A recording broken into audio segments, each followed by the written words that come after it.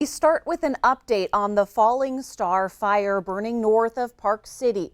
Fire officials say the fire is now mapped at 1,200 to 2,000 acres and it is human caused.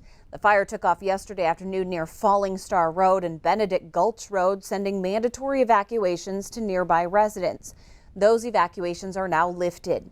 There are now 100 firefighters working this fire. Stillwater County says crews are working on control lines, and the main threat today is a northbound wind.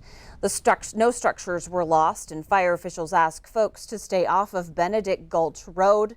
Governor Steve Bullock says he's secured a FEMA grant to assist with costs associated while fighting the Falling Star fire.